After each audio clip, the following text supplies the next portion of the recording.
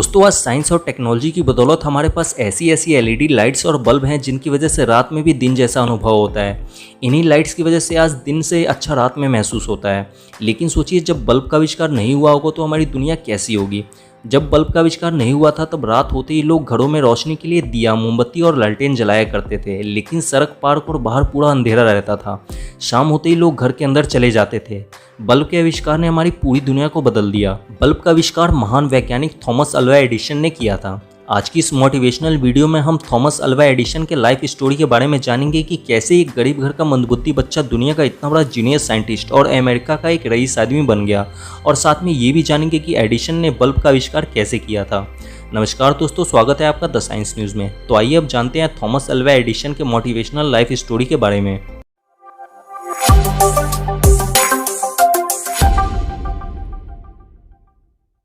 दोस्तों Thomas Alva Edison ने सिर्फ बल्ब का ही आविष्कार नहीं किया था, उन्होंने 1000 से भी ज़्यादा छोटे बड़े उपकरणों का आविष्कार किया था, जिसमें gramophone, motion picture camera, carbon telephone transmitter, alkaline storage battery और भी बहुत कुछ शामिल है। लेकिन उनको असली पहचान बल्ब के आविष्कार से मिला। ये एक ऐसा आविष्कार था जिसने पूरी दुनिया को रोशन कर दिया था। अमेरिका में एडिसन के नाम पर 1093 मशीनों के आविष्कार का पेटेंट है। एडिसन का जन्म 11 फरवरी 1847 को अमेरिका के ओहियो राज्य के मिलेन गांव में एक गरीब परिवार में हुआ था। बचपन से ही एडिसन बहुत जिज्ञासु स्वभाव के थे। वो हमेशा उल्टी सीधी हरकत और उल्टे सीधे सवाल लोगों से किया करते थे, जिसकी वजह से लोग उन्हें मंदबुद्धि और पागल बच्चा समझते थे। एक बार उन्होंने एक चिड़िया को कीड़ा खाते हुए देखा। उन्हें लगा कि शायद कीड़ा खाने की वजह से चिड़िया उड़ पाती है। ऐसा सोचकर उन्होंने बहुत सारे कीड़े को इकट्ठा किया और उसको पीसकर घोल बनाकर अपने एक दोस्त को पिला दिया ताकि वो भी उड़ सके। उनका दोस्त उड़ तो नहीं पाया पर बहुत ज़्यादा बीमार पड़ गया। इस हरकत की वजह से उन्हें बहुत ज़्यादा डांट सुननी पड़ी थी। 7 साल की उम्र में एडिसन ने स्कूल जाना शुरू किया। स्कूल में भी एडिसन टीचर को बहुत परेशान करते थे और उनसे अजीब अजीब तरह के सवाल पूछते रहते थे, जिससे तंग आकर सिर्फ 3 महीने में ही उन्हें स्कूल से निकाल दिया गया। स्कूल से निकालते समय स्कूल के प्रिंसिपल ने उन्हें एक लेटर दिया और कहा इसे सिर्फ अपनी माँ को ही देना। एडिसन वो लेटर लेकर अपनी माँ के पास आए और बोले, माँ ये लेटर प्रिंसिपल ने दिया है, बताओ इसमें क्या लिखा है। लेटर को देखकर एडिसन की माँ की आंखों में आंसू आ गए। उनकी माँ ने एडिसन से कहा, बेटा इसमें लिखा है आपका बेटा बहुत ही जीनियस है और हमारा स्कूल बहुत ही लो लेवल का है, जिसमें अच्छे टीचर भी नहीं है, इसलिए अच्छा होगा कि आप अपने बेटों को घर पे ही पढ़ाएं। ये सुनकर एडिसन का आत्मविश्वास बहुत बढ़ गया और उन्होंने घर पे ही अपनी पढ़ाई शुरू कर दी। एडिसन की माँ ने उन्हें पढ़ने के लिए एक रसायन विज्ञान की किताब दी थी, जिसमें रसायन विज्ञान के बहुत सारे प्रयोग दिए गए थे। इस किताब को पढ़कर एडिसन की दिलचस्पी रसायनों में बहुत ज़्यादा बढ़ गई और उन्होंने घर पे ही अपनी एक प्रयोगशाला खोल ली और उसमें रसायनों के साथ प्रयोग करते रहते थे।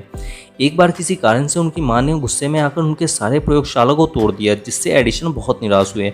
अब उन्हें अपनी प्रयोगशाला दोबारा शुरू करने के लिए कुछ पैसों की जरूरत थी। 12 साल की उम्र में अपने पैसों की कमी को पूरा करने के लिए और अपने प्रयोगों को जारी रखने के लिए एडिसन ने एक ट्रेन में फल, सब्जियां और अखबारों को बेचना शुरू कर दिया और उसी ट्रेन में एक खाली डिब्बे में अपनी एक छोटी सी प्रयोगशाला खोल ली और उसमें रसायनों के साथ खाली समय में प्रयोग करते रहते थे।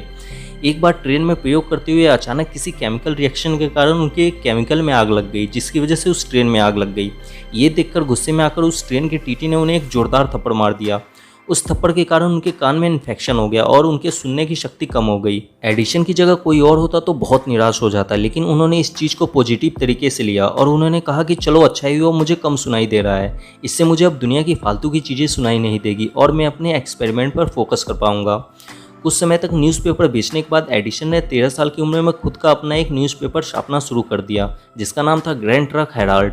इस न्यूज़पेपर को लोगों ने खूब पसंद किया, जिससे उनकी पैसे की कमी कुछ हद तक दूर हो गई।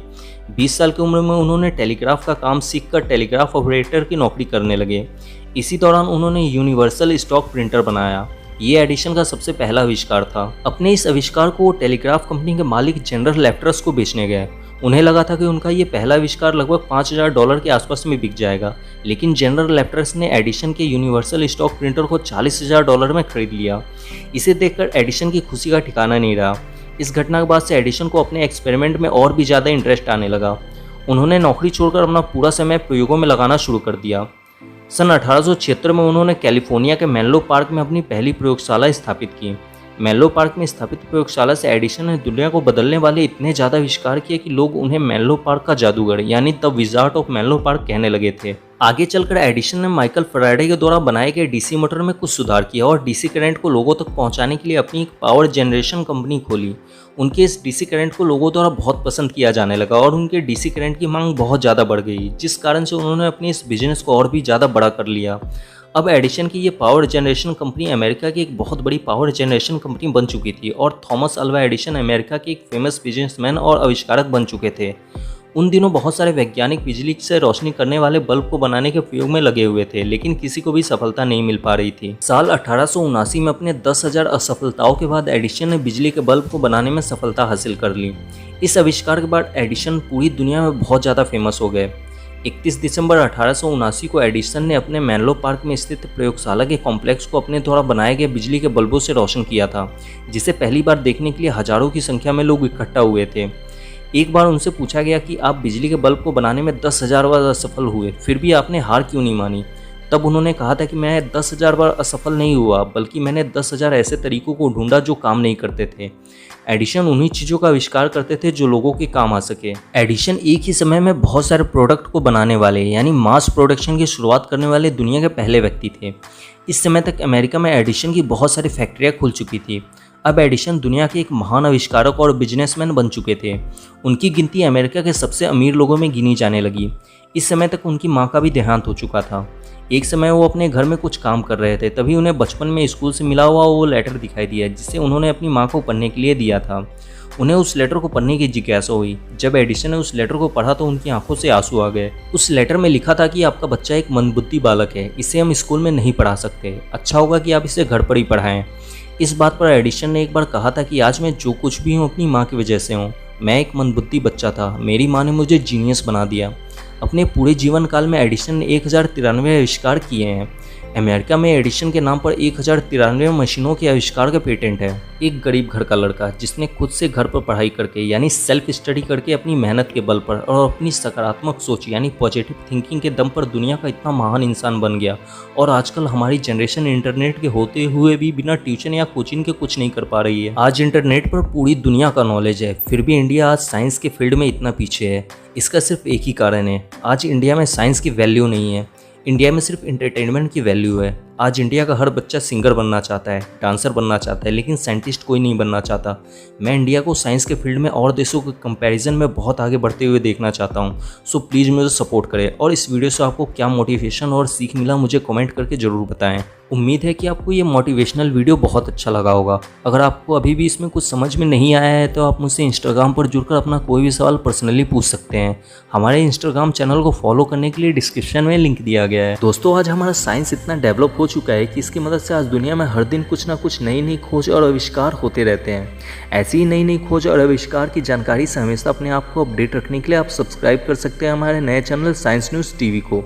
इसका लिंक मैंने डिस्क्रिप्शन में दे रखा है, आप उस पर जाकर इसे सब्सक्राइब कर सकते हैं। वीडियो अच्छा लगा हो तो इसे लाइक कर दें और इस वीडियो से रिलेटेड आपके मन में कोई भी सवाल है तो आप मुझसे कमेंट में पूछ सकते हैं। और ऐसे ही साइंस और टेक्नोलॉजी की नॉलेज से हमेशा अपडेट रहने के लिए सब्सक्राइब करें द साइंस न्यूज़ को। Thanks for watching friends.